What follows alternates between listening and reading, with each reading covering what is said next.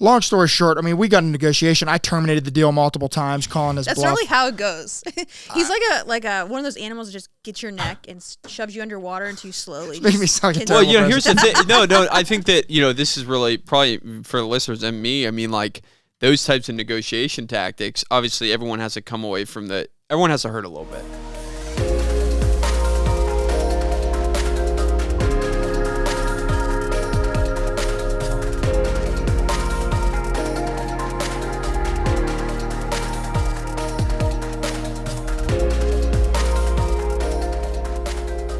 Welcome back to episode 26 of Cashed In. Today we are joined with Clay Hepler from Ligonier, who is a real estate investor. And Clay, thanks so much for joining us today. It's a pleasure. Yeah, it's a pleasure, guys.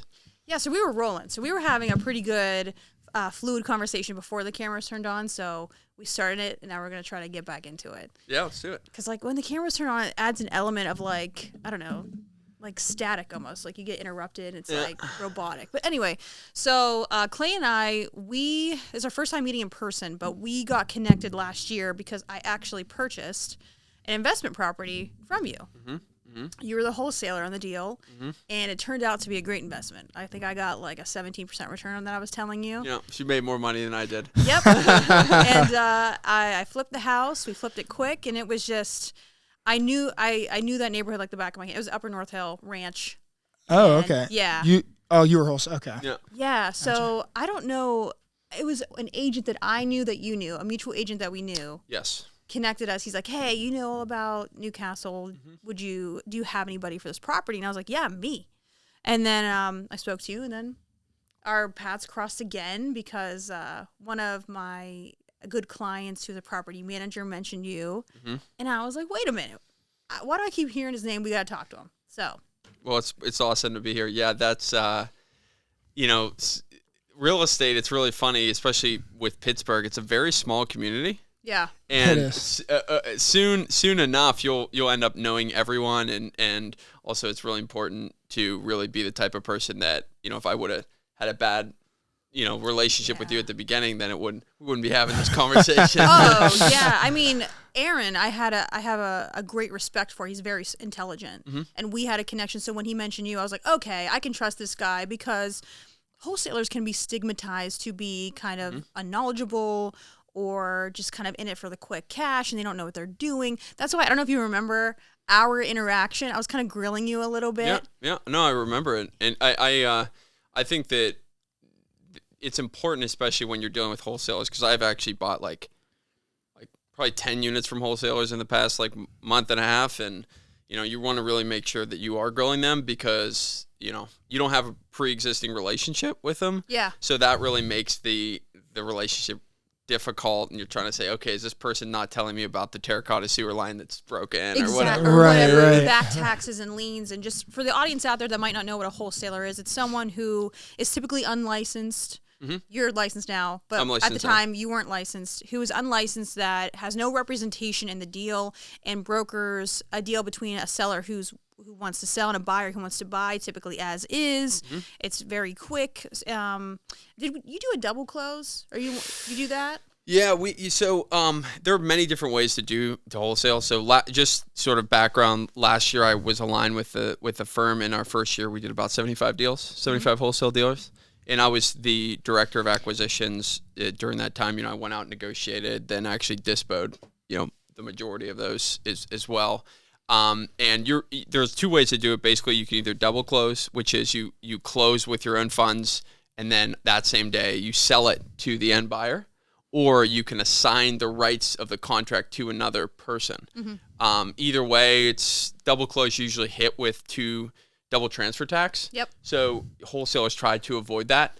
I think there are other different ways to do it, but those are the only two ways that I've done it. I've kind of gotten away from wholesaling. Yeah. I think it's a great way to generate capital, but I don't think it really aligns with my investor DNA, who I am, sort of what I like to do. And so I've been like, I'm not going to do that anymore. Yeah, you phased out of that. Our most recent conversation is that you were telling me you phased out of it and you're focusing on multifamily now. So do you want to kind of dive into what your strategy is now and what you're doing? Yeah. So when I started, I can kind of go high level about my real estate journey. Is I started with a conventional house hack, FHA 203K loan, did everything wrong. I mean, I was just telling a guy, I was actually looking at his properties before I came here, a bunch of buildings in the East End. Cross your fingers. But I did a 203K loan. And that's for the listeners that don't know, you live, I'm sure you've talked about this, but you live in one side, then you rent out the other. So your mortgage is paid for, you live for free. I got a really killer deal. I was actually just walking around a neighborhood and I saw this building, and my now wife to be, she said, hey, if I'm going to house hack with you, we have to live in the East End. I'm not living anywhere else in the city, because she's originally from Colorado, Denver, Colorado. And so she said, okay, we're going to live in Highland Park, East Liberty, Shady Side, or whatever. I said, well, can't really buy anything in Shady Side that makes sense. This was 2 years ago, actually, like this month, end of this month. So I started investing at that point. So you're in the middle of COVID? Middle of COVID. I signed. That was when you bought your first property. Okay. How about this? I signed my first purchase and sale agreement. It was direct to seller in the Staples parking lot over in East Liberty. You probably had a hazmat suit on at the time. In the middle of COVID. Okay. Yeah. So we closed in August, and obviously, people were still closing deals at that point. And it was off market, so there wasn't sort of like the red tape with closing as a regular licensed agent. There wasn't the state regulating that at that point, August. But what I was going with is I started with that multifamily property, and I started to get cash flow, and I'm like, whoa, like this is serious, and started to build equity. I mean, I bought it for like 203. And it appraised for $550 this year. What? Wow. Yeah, That's awesome. But I put in a lot of cash. I put in about $160,000. But that additional amount of equity that I built in that first deal, I said, this is absolutely crazy, absolutely crazy. So all along the time, I was doing the wholesaling thing, right? I was learning about wholesaling, and I realized like it's really important to know how to get off market leads, but the wealth is really in holding the properties. Yeah. For sure. So that's why I kind of transitioned from the wholesaling to the multifamily stuff. Yeah.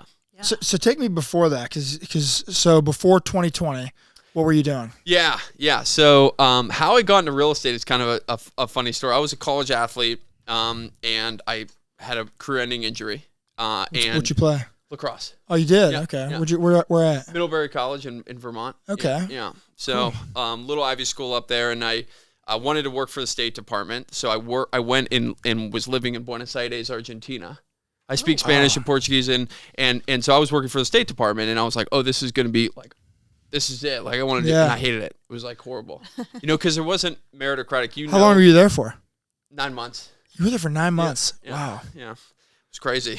This was post-graduation? No, this is during college. Took a time off. I took time off because I got this job opportunity to work for the government down there, and basically what I was doing is the embassy. I'm assuming it's so is that our embassy down there? Yeah. In Argentina? Okay. Yeah, U.S. Embassy. Cool. U.S. Embassy. That's really cool. And what I was doing is I was helping expat like entrepreneurs, like small little entrepreneurs, like start little businesses there. If there's a language barrier, or like, I don't know why you would start a business in Argentina. It's like got 100% inflation. It's crazy.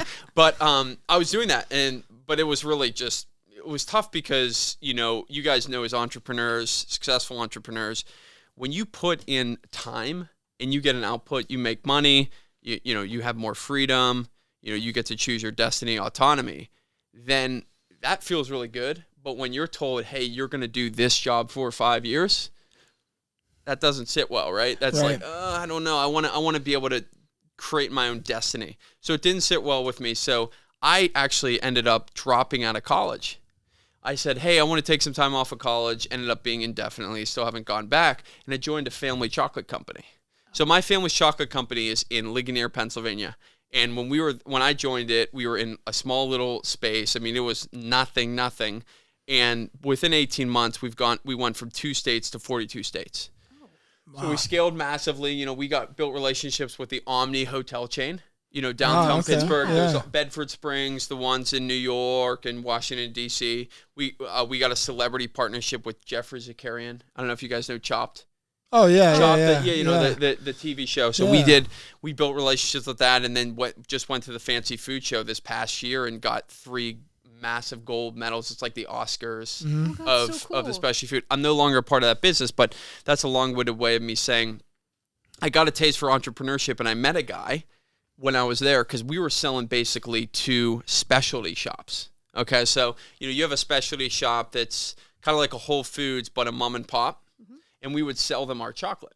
That was one of the ways that we would make revenue. So we would sell them chocolate. And so I built a relationship with a guy that owned about 7 in Washington, D.C. He owned all these like tiny little shops.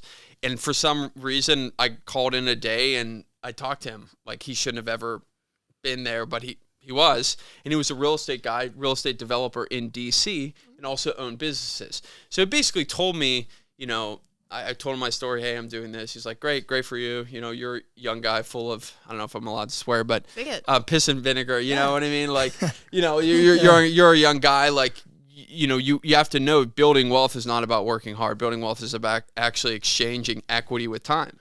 You have to build equity, which equates to wealth, and that allows you to have cash flow. That allows you to build wealth when you sleep. You guys know the whole story, the rich dad, poor dad thing, right? Yeah. So then I started getting obsessed with all those books. And I realized real estate for a guy like me, not the smartest guy, but I was like, this makes sense. It's profit and loss. It's, cash flow. There's a net operating income after your expenses and your utilities. And well, if I can get a property that cash flows, eventually I can pay for my life. And I understood bricks. I couldn't do like the whole cryptocurrency thing. I like tangible stuff, right? Yeah. Yep. So I then joined a local firm in Pittsburgh, the firm that you and I wholesaled for. Yeah. And I did a multifamily self-storage deal that first year. And then last year we did the wholesaling, right? And they were a great firm, but this past year I actually ended up, we went our separate ways, and I'm doing my own thing now, but that's a long-winded way of me saying, hey, I started that first deal, that house hack, built so much equity, and I was able to leverage that equity to start burring other multifamily properties. And so here we are today, and now I do that exclusively. I have a luxury Airbnb in Colorado, and we're really scaling like crazy in that business. Yeah. In the short-term rental business or just in the multis? Multis here in Pittsburgh. Yeah. I know I got to find you some to buy. Right, exactly. But I've here's the thing. I've never bought a single house or any building on the market. Neither have I. Oh, okay. Oh, you haven't? Never. Have you? Yeah, I bought almost all of them. Yeah, all of them. Yeah. Really? Yeah. Huh. So it's one of the purposes for, this, you had asked why we got into it, why we started the podcast. And one of it is just from a networking perspective. Obviously it's educating viewers and trying to get them to understand, the benefits and keys and generational wealth that real estate can provide. But it's also just like meeting individuals like yourself and hearing your story, and how old are you? I'm 25. So you're 25. 26, yeah. Right. So, so you bought your first property when you were 23 then? Yeah. Right? No. Right. Yeah. So, that's very encouraging, for individuals. A lot of people think that, it's like, how do you kind of go about doing that? Well, you just said yourself, you find a place. Obviously, was it your fiance or wife or girlfriend? Oh, well, I guess she's like technically my wife, but we're getting married next year. It was like a COVID thing. Oh, cool. But I love her, so like we're husband and wife now. But we're not ceremonially yet. Yeah, we're getting married next year. But yeah. Right. So you got her on board with it? Oh man, she's a killer. Oh yeah. And she helps you? Well, she has a full-time job. Yeah. So she works for. It's very funny that we're in real estate, but she works for a luxury house builder in Austin, Texas. They build like $6 million homes. Really? Oh, crazy. What'd she do for them? She's a brand. She's in brand strategy, stuff like that. So she got hooked up with this. It's a startup, and the really cool concept. The owner actually was. Do you guys know Joist, the app? So it's a contractor app. It's like an invoice billing app. Okay. It's like a green little. Okay. He started Joist and sold it for just an absurd multiple, like hundreds of millions of dollars. Wow. And so now he has the cash, and now he's doing a development company. It's pretty cool. Wow, that's fantastic. Well, what were you saying? You're saying something about the networking and just networking and trying to now find off market deals and doing that sort of thing. I'm not gonna lie. I get emails every single day. Tons of emails from the MLS, especially now over the last couple of months. There's been more and more and more. and I think that ideally, if I'm able to find them off market, which I have found them, they necessarily weren't the best deal, and Anna might not be necessarily the most happiest person with me. It happens. But that doesn't mean you haven't gotten great. I've gotten deals. Great deals. I've gotten great deals. He's a notorious buyer. Like, he will put you through the shredder. Like, that's not an exaggeration. Like, one of the days karma's going to bite me in the ass. I'm just not going to sell anything. Yeah, that's the key to it. There you go. But no, I mean, for instance, you bought that triplex in Bellevue and they were asking 200, I think. We got them down to 150. Yeah, so they wanted 200 for it. This is over the course of the deal. It wasn't like an offer, just like I saw that it was listed for 30 days and this was last October. Yeah. Holy. So right, it was tell me about this. It was listed for 30 days, a little over a month. Okay. And there wasn't any multifamilies in Bellevue. Yeah. Like there was just maybe 2 listed on 3. Okay. So I'm like, why is this thing listed? This guy has to be, kind of like freaking out. And he had just lowered it $10,000. I think he wanted 210. Okay. Lowered it to 199.9. And so I went through it. I said, you know what? Like I think my first offer was 150. Yeah, we always, low So I was a guy, I need all this work and all that stuff. So long story short, I mean, we got a negotiation. I terminated the deal multiple times, calling his bluff. That's really how it goes. He's like a one of those animals that just gets your neck and shoves you underwater until you slowly. Making me sound like a Well, here's the thing. No, I think that, this is really probably for the listeners and me. I mean, like those types of negotiation tactics, obviously everyone has to come away from everyone has to hurt a little bit. Right? Yeah. Everyone has to hurt a little bit. And so if you're on the market and you're be able to get like what did you do to get there? That's very impressive. So you have to pay. I pay attention to everything. Not just like with the property, but like what I'm being told, like the little things. Mm-hmm. Right. Like right now, for example, I'm under contract with another property. I wanted to bring that up too. Another good exhaustion tactic, but go ahead. Yeah. So I'm under contract with another triplex in Bellevue, and.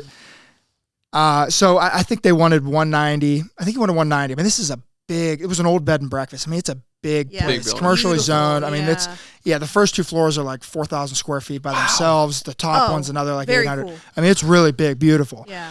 A lot of work needs to go into it. But, they wanted 190. It's zoned as a duplex. I knew there would have to go through the borough, go through the rezoning, all that stuff. So, I mean, there's a lot of risk I'm taking on myself. So I had said, well, all right, I'm gonna offer 150. I'll do an $3,000 escalation up to 190 because I still thought it made sense at 190. Okay. But once I got back in there again, we ended up going to contract at 183. So I got back in there again. I'm like I have a guy that I consult. He's an engineer. He runs a firm in Pittsburgh. I had him come look at things. I said, look, I really feel like the value is 150 here. I feel like I'm chasing it a little bit at this 183 price. So we went back to the sellers. And I wanted to lower the price, so I asked if we could kind of like negotiate the price. I didn't feel good about it, even though I waived everything. I made it look like a cash offer. So I came in financing, contingency, inspection, everything. So the first issue, the first red flag for me was they had a $180,000 cash offer, and they accepted my $183,000 financed offer. Yeah. Even though I waived the inspection, appraisal, contingency, everything, I gave a little bit more hand money, which was like $3,000. Yep. So they viewed it as cash. Like my offer was perceived as cash because they thought that, which is a terrible mistake on the agent's part, in my opinion. Yeah, like that's bad advice. Like you don't make it like it's $3,000. I would have said 10. If I was representing you, I'd be like, at least make it 10,000. So it's hard to. Yeah, you got to bump that. Yeah. Like if you're gonna sit there and do that and not take the 180 cash, totally. You got to sit there and you can't. It's just bad. So then we ended up long story short, we ended up going through this whole process, negotiating back and forth. The agent made a fatal mistake when we tried to extend, and she said that he can't extend. He needs this money to purchase another property next week. And I'm like, showed your why cards. would you?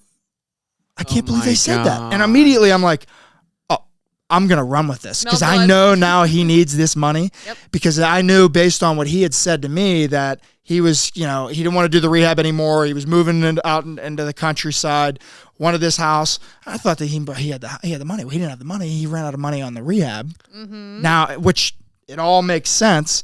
So now every single time we've had to delay because I have 4 closings that I'm closing on simultaneously. So I keep having to get delayed. Like there's different approvals and different things like Underwriting, that. yeah. So the last time we go, all right, we need to extend it a week. They go, no, he's bumping his hand money to $5,000 and wanted me to pay his commissions. I go, nope, send the termination. So we send the termination. Next thing you know, we'll honor the original contract. Do it again. We got delayed because the appraisal got pushed. Yeah. It was their fault. We're still waiting on the final approvals. And now they go, we're suing. Litigation. They start saying all this stuff. And I'm like, what? This is real time. This is never going to happen. Like, no. So we just kept like every single time they kept trying to, because I knew. Now, if I didn't know that they were desperate and I really wanted the property, I would have probably sat there and, okay, I'm going to maybe 175, right? Maybe, yeah, right. Maybe I'd come back up. It's like, because I really want it. But now, like, my mindset totally shifted. Sure. Yeah. As soon as I found. It's a tango. Like, everything that she tells me, I repeat to him or I screenshot it so you can see it verbatim and we can interpret, like, her language. And in her language, she's a very sweet person. But you got to remember who you're representing. That's why being an agent on a seller side is very important. So he probably threatened litigation. He did. Yeah, but then she conveyed it. She conveyed it to you. Yeah, which is like, no, you don't say that because that's an empty threat. Yeah, that's a great story. That is a great story. Only one of them. I mean, that's it's information is power, and understanding the dynamics of a negotiation. Sometimes you think that a negotiation is a wall. I have a really interesting story. Sometimes you think a negotiation is a wall, and it's really not a wall because there's a lot of different ways to get around it, to get over it. Mm-hmm. But always trying to know that what is the seller trying to achieve, right? Yep. I need to achieve something. I'm trying to achieve an outcome, but what is the seller actually trying to achieve? I bought a 6 unit this past January in East Liberty. The seller told me a number, and I said, done. I'm not going to negotiate. I know this number works for me. I'm not going to beat this person up. It appraised for double the number that I bought it for. Wow.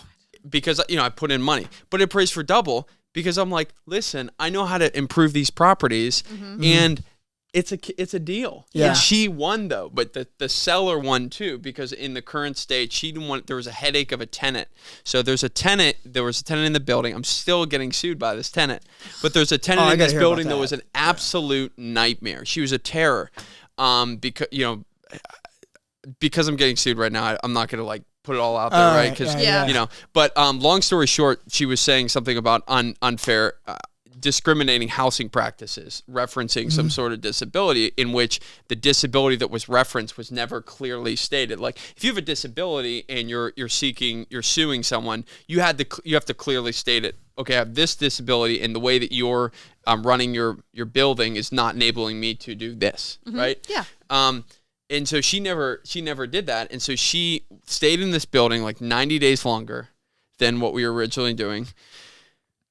Yeah, it's crazy. And then she sued. I get a letter in the mail about a month ago, her suing us, contacting the Federal Housing and Urban Development, the Pittsburgh Housing and Urban Development. I had to do an asbestos study, which was like $7,000. Oh yeah, because it's a massive 6-unit building. And this tenant was just being a terror and terror. Before you bought it? So this bad tenant? No, but here's what I'm trying to explain. Okay. The number that I got it for was taking into account that unknown, which was this tenant is a pain in the ass. Yeah. Right? Yeah. But I didn't know that. Yeah. Right? But like you're showing that you have the type of skill set as a negotiator, as a real estate investor, that you see a certain data point, right? Mm-hmm. That you're like, that this seller, I can get it down to 150. Well, and I think that it's sales too. To your point, you have to uncover what it is what's their trigger, right? What is it what's their trigger? And can we both make out on this? But if you show weakness, and I know what it is, and it's a bad thing, and you're not just trying to, all right, I'm going to take advantage of the appreciation, I'm going to try to sell it, I'm going to do whatever.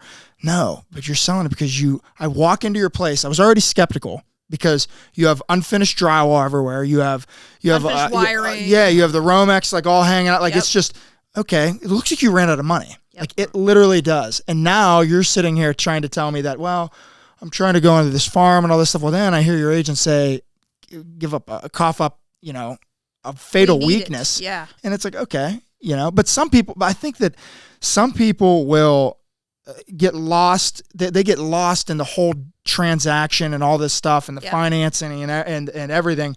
They don't pay attention to the details. When you pay attention to the details, that's where you could, that's where you can kind of take yourself from here in the deal to up here. Yeah. So I bought a luxury Airbnb in the mountains of Colorado, 2 minutes from the Rocky Mountain National Park. Absurd views of, this mountain range, Rocky Mountain National Park. The biggest freshwater lake in Colorado is right in front of me. I mean, this house is like, I got lucky. Okay. When was this? When'd you buy it? I bought it early this summer. Summer. So, the market had still not corrected related to interest rates, right? So, property, especially in Colorado, I mean, you're talking like, 7 figures for these properties, right? And so I went into this conversation and I said, okay, there's a couple of factors here that I knew that was on the mind of the seller. The seller was originally from Georgia, okay? I called the listing agent up and I said, hey, I know you can represent both sides, right? Obviously, listing agents, right? That's feeling good, and she's going to make some money. This is a big, it's a big property. Yeah. Okay. So I called the listing agent up and said, hey, I first want you to know that, my family has roots. Kara has roots in this town. We want to really start off this relationship strongly. I want you to get both sides of the commission. I'd be happy to sign a selective broker agreement with you in this situation. But tell me about the seller. Well, the seller is selling this property, moving back home to Georgia. And I said, okay. So, they're probably going to be buying a house in Georgia. Yeah. They're buying a place in Georgia, and it had recently gone out of contract. So they dropped the price like. The listing that you're offering on. Yeah, exactly. They dropped the price $150,000. Okay. So I'm like, okay, there's a lot of data here. And how about this? The biggest fire in Rocky Mountain National Park history had happened that previous fall. So I knew that someone who is not from that place, in Colorado, fires happen, right? Mm-hmm. I knew that someone was probably spooked. Yeah. Not being from the area, growing up in Georgia, I said, this person is from Georgia. They've lived here for 10 years, but they're probably spooked. They probably don't. They're like, well, this is crazy. This happened. Like, Grand County, the county that was in, there was a lot of, it burned. I mean, and this was their primary residence. This is their primary residence, but they're moving back home to Florida. Moving back home. So I went into the conversation and I was like, I want to seller assist right off the bat, right? So I came in with a seller assist at like, 5% of the list price, which was a really large seller assist because that property recently just went out of contract because I'm like, this person they want to sell. They're already under contract with their home in Georgia. So I knew that, right? So I went in with a high seller's assist. They're still they still made a lot of money. Yeah. They still did really, really well. They tripled their money.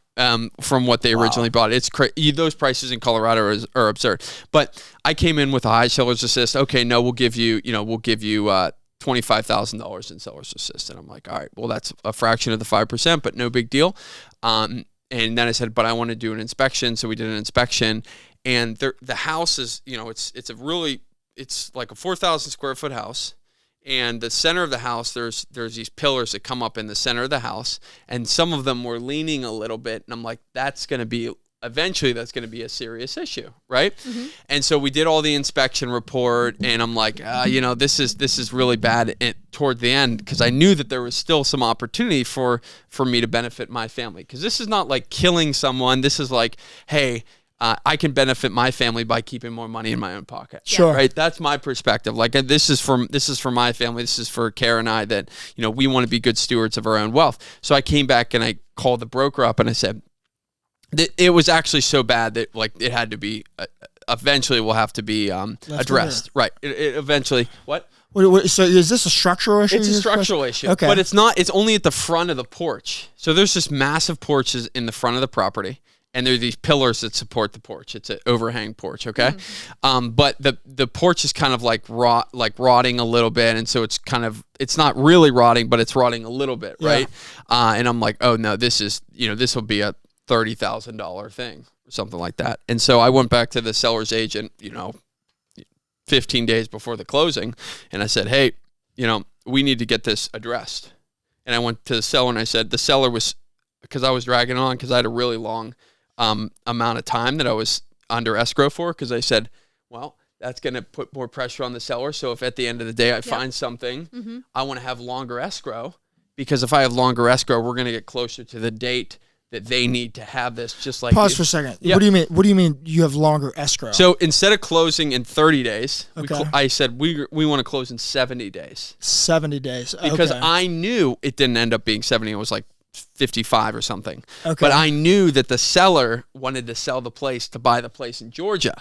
Yeah. So I knew that at the end of the day, that would be a negotiation piece so I needed it. Gotcha. So I always pressure for leverage. I always try to have really long escrows. Yeah, that's surprising you were able to get that done in that market. Like not the particular Colorado, but even over the last couple of years, because everyone wanted to close like this. Because they had a situation where they fell out of contract and needed it. They fell out of contract, and I was right on. And they couldn't afford. And at that point, they couldn't afford to go out of contract again. They couldn't. Because if they did again, now it's going to show on the MLS again. Now it fell through twice. Yep. So that's good on your part. And I sent a video of me and Kara to the seller. I sent a video when we sent our offer. I sent a video of us. I said, "Hey, we really hope to get under contract with this place, because when you're dealing in the single family home world, it's different than it's multifamily. Yes. Yeah, it's a relationship. Yeah. It's emotional. So I was like, I want to present this to the seller. So I do all this stuff to like, hey, how do we get in here? I'm stealing that. Right. I've done letters, but I've never done videos. So videos are super personal because you see someone's face. You look, but now everyone in Pittsburgh is going to know this. So it's out. You just let out the secret. I'll cut it out. Yeah. But long story short, but we'll use it. Right. No. But long story short, so longer escrow, and then eventually I said, hey, Cindy, we're going to terminate this deal if we don't get a seller credit. The seller said, nope, we're going to terminate this deal. And then Cindy said, oh, I have my side of the commission. I'll give you $20,000 in seller credit. So she forgo part of her commission. I've done that. She let go part because she was double siding. I mean, she was double dipping. She was making. If she was willing to do that, then that means they weren't bluffing. Then they weren't bluffing when they said, "All right, we're terminating it." Yeah, because she knows. Yeah. So he's really negotiating with her and the seller. Yeah, right. Because she's gonna. I mean, I don't even know what her commission would have been on that. Was she taking the full 5 or was it 6? What the purchase price was. She was taking 6, but it had to be a nice. She was taking 6, but she said, "Hey, I'll take part of my commission off. I'll take $20,000." Wow! So you got 45 in credit. I got 35 in credit. 35 in credit. Yeah. But I mean, hey, it was great on because interest rates were still a little bit low then, so that that money was right down to the bottom line. Yeah. I know that's kind of a long story, but I was talking about negotiation. I love negotiating. I always think about long escrow periods giving me latitude, making sure that I'm aligned relationally with the seller. Trying to put those personal touches, sending a video, talking about the seller, trying to figure out ways to get through the professionalism of the sale. Mm-hmm. Trying to get to you and I are having a conversation about your property. You and I are having a conversation about your property. So that's what I always try to do. And I learned that just through having so many relationships with, off-market sellers, with wholesaling, and then all my properties now. Yeah. It's a human experience. So you have to, and you've obviously, demonstrated that with Lincoln that we're doing in real time right now. And then the Bellevue one you initially started with on Sheridan. And that was the triplex. And this guy, I mean, another desperate situation where he had like $90,000 in liens. Like this guy made nothing on this sale. And then he gave me a check. He gave me a check outside of closing for $9,000. It was somewhere around 8,000-9,000. Wow. Because because you're only able to get the 2% of the multifamily. Maybe we shouldn't be admitting this. Huh? I don't know if we could be admitting. We're actually just going to cut this whole episode. Yeah, this whole episode never happened. No, I think it's creative. It's good. It is. I mean, because sometimes people just sit there and because look, when you're buying a property like that or a multifamily and you're Burr, I'm a big Burr guy. Yep. That's all I've done. I think that any way that you could save money out of your own pocket, you could put that money into it. And the thing is that if you save $10,000 off the list price, okay, well, what's that really saving you out of pocket? That's not doing anything. Right. But if you're able to save $5, and in the form of a credit or working something out outside of closing, I mean, that guy he did not have to give me. I was worried he was going to give me the check. Because yeah, you know, like I didn't know certified funds. Yeah, like it was. I literally thought the check was gonna bounce. Yeah, like I had because he didn't have the money. He didn't really make anything on the deal. Yeah, but that was a fun one though. This one was happening in real time. The one he talked about with the 4,000 square foot floor. Yeah, I don't even think they got back. They got back to us That's today. still we don't know if we're going to close on that, but we're still struggling. Oh, I thought it was done. No, we're still playing tug of war with him. Yeah, like we were supposed to close tomorrow. Yeah, the time this airs, it'll be. It's gonna happen. It's the same thing because, like I said, it's a human experience, and sometimes people are a little bit predictable, especially when it's an emotional reaction. It's like, what are you gonna do? Wait, you need the money? Okay, are you really going to pull away from the deal? Pay an attorney. And then not even that, but like, are you going to relist it? Yeah. Like, and then wait another month and a half, and then you have all these issues. Like, somebody's going to find something in there, just like I did. Like the roof, the soffit. Like, I mean, it's just not real. In my head, it's like it's not realistic. And if you do want to walk, hey, good. It's just stupid. Giving us 5 more days. On your part. Yeah. I think that people, you hear a lot of gurus, and we've all heard them, and they try to make real estate not relationship based. They try to make it so that it's like, hey, it's a numbers game, it's a sales game. Yeah, you got to have a lot of numbers, you got to have a lot of sales, but the best deals that I've ever done were because I had a relationship. And this is so cliche. I hope that the listeners understand that there's something else here. I want to just like imprint in your mind that like, I was just over at a place today. This guy is, 50 units in the East End. And I spent 4 hours with him today. 4 hours. Because I care about that relationship, because I'm saying, hey, people want to be heard. People want to actually build a relationship with you. Mm-hmm. And I said, I actually care. I'm actually interested in this guy's life. And, maybe we do a deal together. And I kept telling you, hey, I kept telling him, I want to make sure that at the end of the day, you're feeling really comfortable. You really you're winning too, right? Yeah. And I always care about the other side because, I'm trying to get to 1,000 units. And the way to get to 1,000 units is really to think long term. And I don't want to try to burn bridges and take people's heads off. In my opinion, I got to make money. I got to make sure that it's a good deal for me. Yeah, but I also want to make sure that, hey, I can do because there's a person that sold me that 6 unit. Well, she's got another 35 units that we've talked about. Right. Nice. So it's kind of like, it's building those relationships with those people. But it's harder to do sometimes when it's, it's on the market. Well, I was going to say the MLS is a different animal with that. Yeah. Because I don't. That's more destroying. I tried to. Here's the thing though. Actually, this is. Oh, you're negotiating. Well, so here's the thing with that actually. I was gonna terminate the deal originally because I brought my guy in and I'm like, this is just, it's too much. I don't know if it justifies or warrants it. So they had offered, here, how about I said, can I talk to the seller? So I ended up talking to the seller. Great guy. I had a great conversation with him. Anything that you need, I'm here. Like any questions, I know that property as well as anyone, like all this stuff. You know what? I feel good about it now. So signed off on it. Right. Dude, I tried to reach out to him twice since then.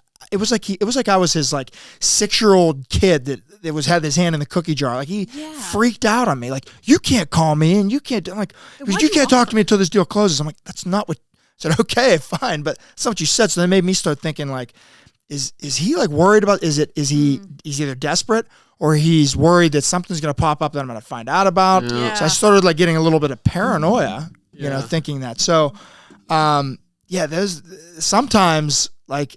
It's better to just not even have, like on the MLS, that is. Yeah. If you're able to find an investor like, where they're liquidating, they're at a different point in their life or their career, we've talked about that, then I think that those relationships are, even if you lose, even not lose, but like even if they end up on the better side of the deal and you make that relationship with them to where like now you have that contact and then they start selling you off the market. Like that's a huge win. Yeah, and I view my portfolio currently, this is a stepping stone, right? I'm trying to get to 100 units as fast as I physically can, and then I'm going to trade up. I'm going to keep going bigger and bigger and bigger. But all my deals now are, hey, I want to try to keep as much money in my pocket, but I want to get to that 100 mark so I can start to get a strong balance sheet So then I can go to the 200s, the 300s, the 500s. I've only been doing it for 2 years. Yeah. And so I'm like, I want to get there much bigger. I want to play that bigger game, dude, get into the big commercials, but I got to start playing now to get there. Sure. So that's a philosophy that I have, which is why I'm so into the multifamilies. I love the single families, but they're kind of a distraction for me in terms of my goals, right? Even the Airbnb, even the Airbnb has been I have not liked it, because even though it's higher cash flow, you can get into these much larger properties. It's like a business. It's a hospitality business. Do you guys have any experience with Airbnbs? I've been using it for like 6 years. Yeah. Oh man, I just can't do it. You know, so explain it. Like, what is it that you don't like? Is it day to day, or is it more active for sure? It's more active.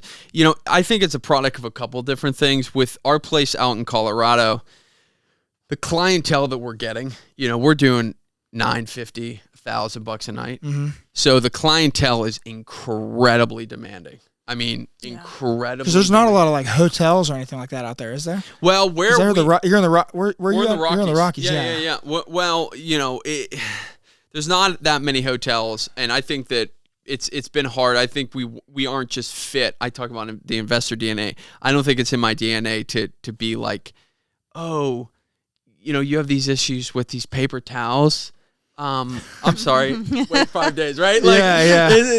It's very remote, high but maintenance. But when you're paying $1,000 a night, you want it. You want I it. would be. Hey, and I get that, but it's just not really in line with who I am. And frankly, I haven't been the one managing it. Kara has. Yeah. And she's even like, oh, I don't want to do this. I don't want to do this at all. So that's why I like the multifamilies. Yes. How's your point? See, the most critical part of out-of-state short-term rentals is having that go-to person, having that point person there. I've went through multiple, I had a place in Ocean City, Maryland for 5 years. I just sold it off last year.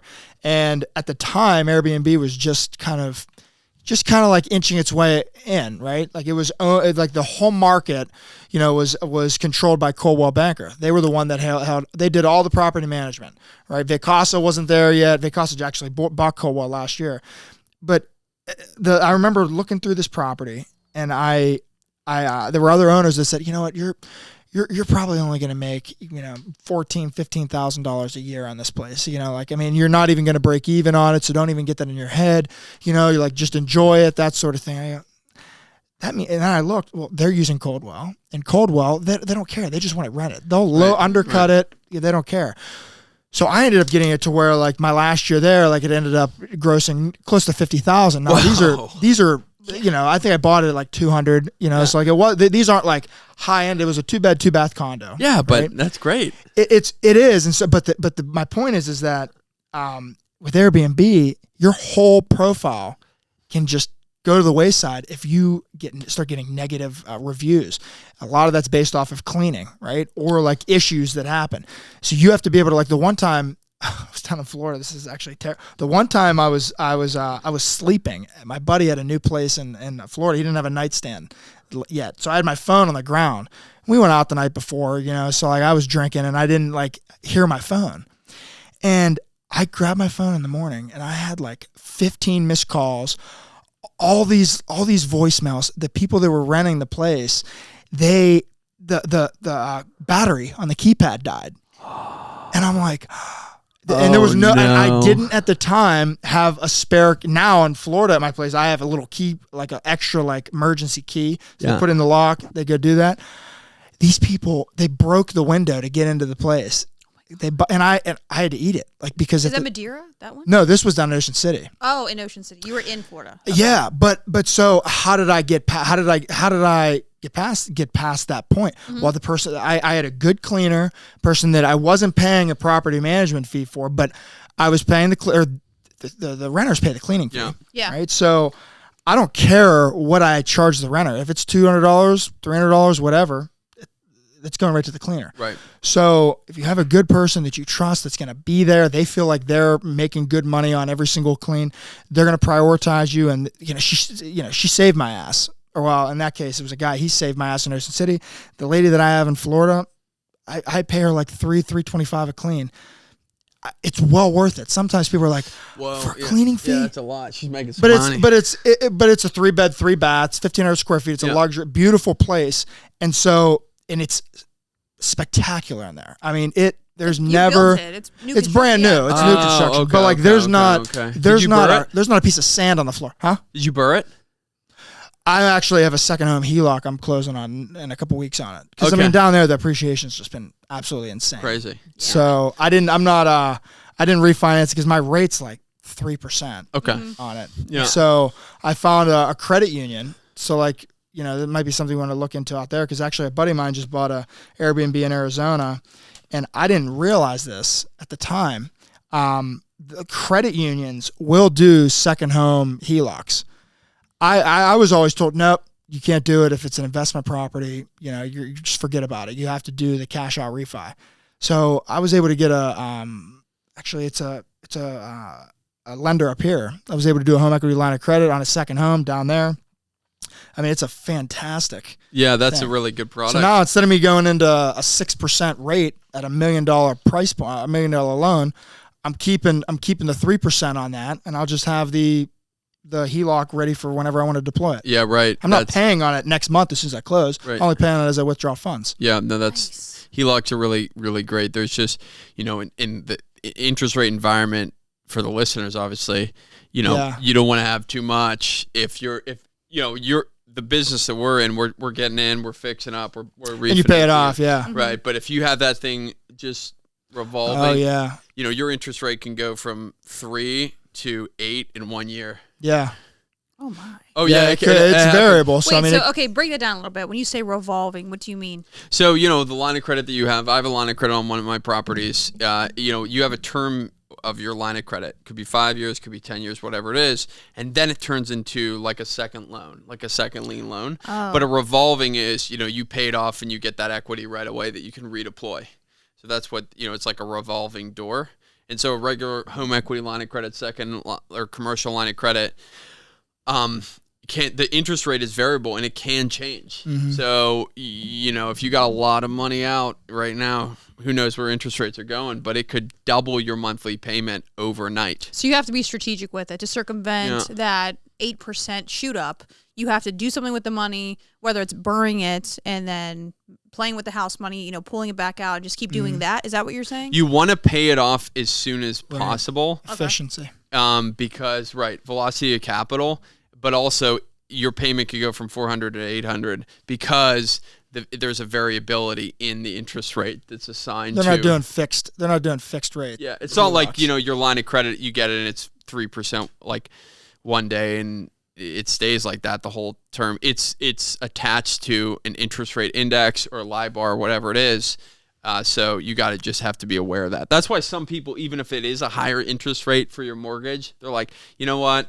I'd rather take that out and take that cash out and have my tenants paid off versus doing the HELOC, because you have that chunk of money just sitting in your bank and then you can deploy it as you will.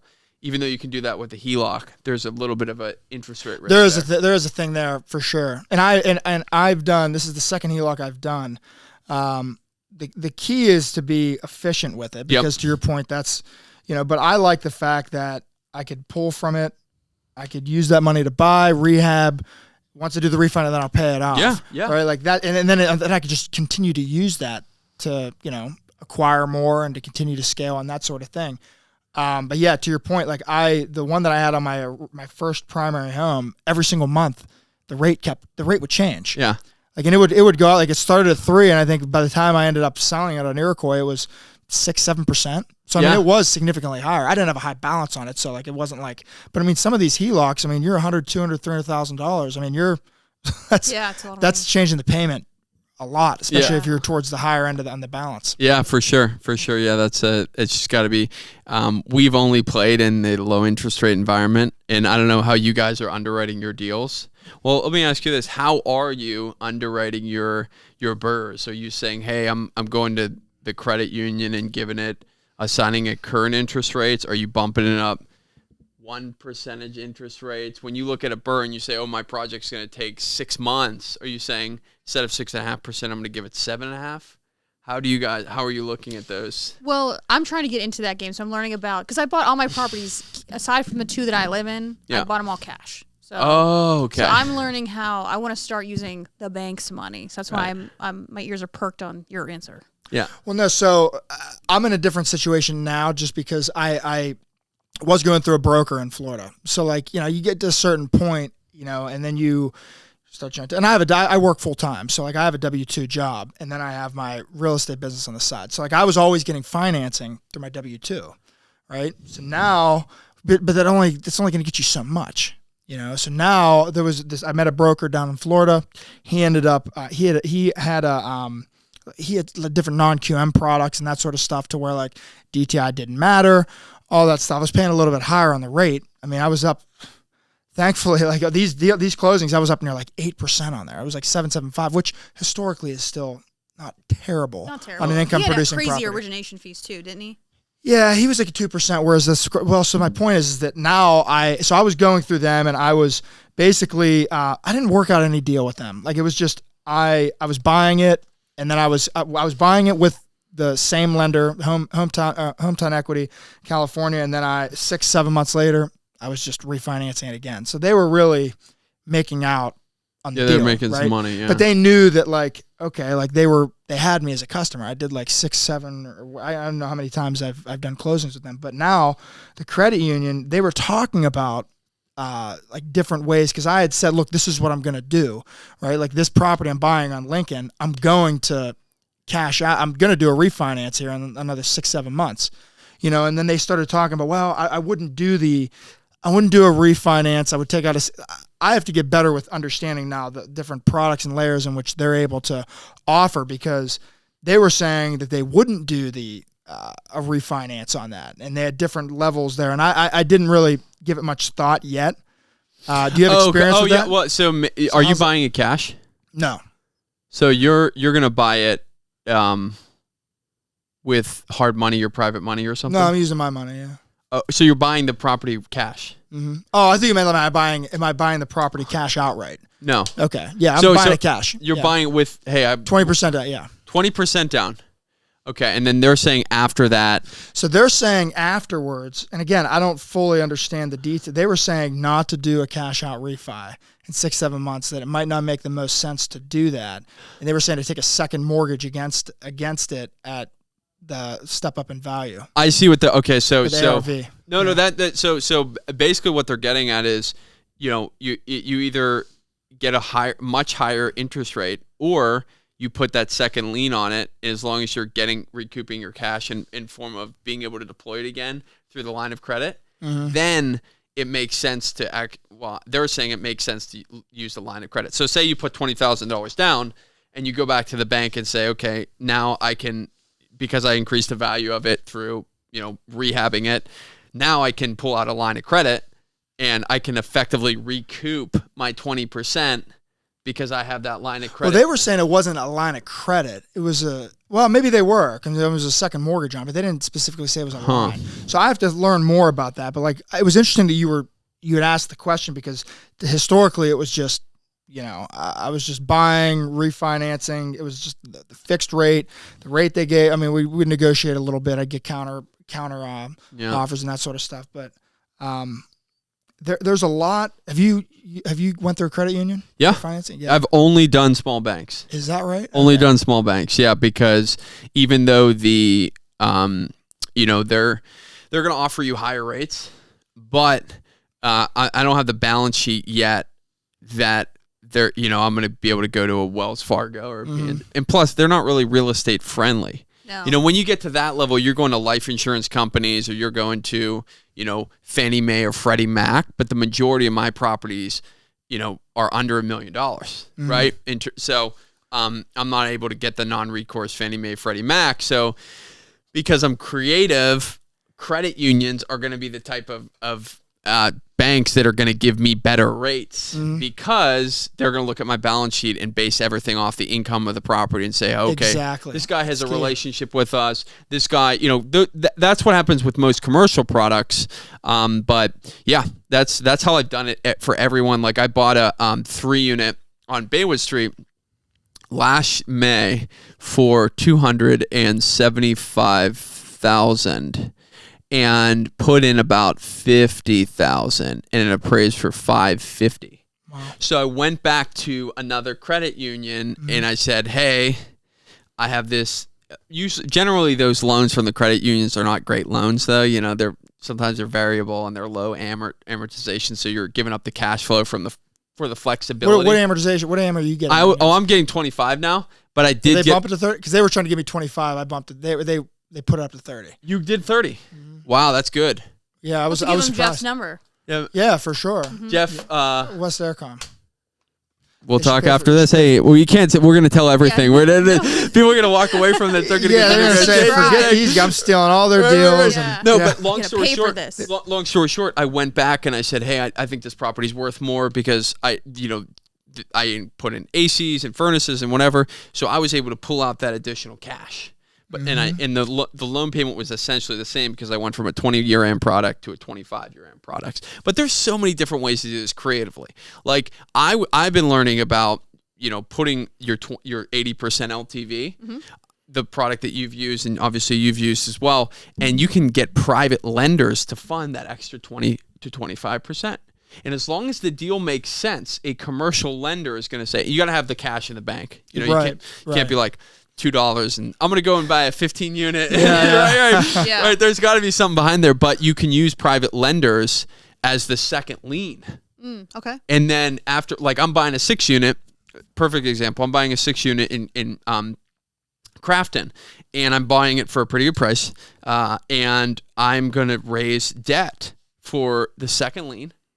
And I think it's going to be worth buying it for $290.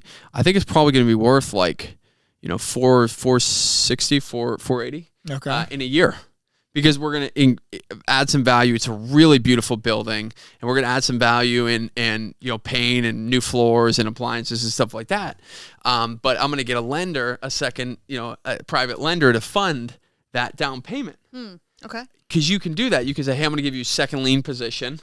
And I'll give you 8. So when you're saying private lender, are you saying like private money? Yeah. So so like you came to me. Anna can lend me $80,000, and I say, hey Anna, we're gonna put you as a second lien lender in this position. You gotta have tremendous trust and respect and everything before that. But my track record speaks for itself. We're gonna do 80%, and I'm gonna pay you a fixed rate for 12 to 16 months or whatever it is, and then I'll cash you out. Right. Okay. So she's paying your down payment to acquire the property. She's paying my down payment. Okay. And you got to have some liquidity in your bank, but you can do that. I mean, I've used a HELOC for my down payment, and then I just refinanced out.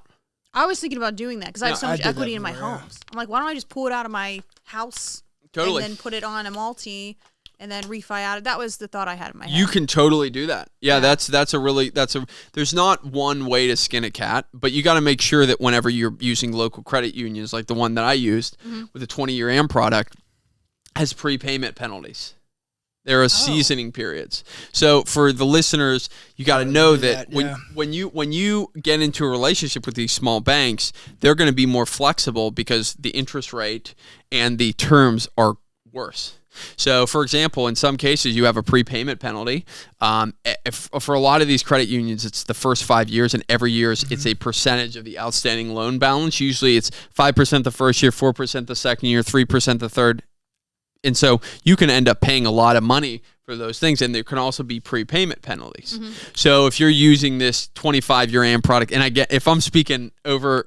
Good. Slow me down. I'll stop okay, you. cool. Yeah. So if you're using a 25-year AM product to purchase the property, like you're doing, and you use this private lender as a down payment, then you have to make sure that if you improve the property in 3 months, that the lender doesn't say, hey, it's going to be 12 months. Yeah. For you until you can refinance us. Or if you use a private lender or a hard money lender just for the purchasing the property, you got to make sure that the lender that you're using to refinance this is speaking in the case of Burr, will allow you to refinance it without a seasoning period, which essentially means without a period of time that the rents in the property is stabilized. So it could be 8 months, 10 months, 15 months, usually it's not 15, but usually it's less than 12 months.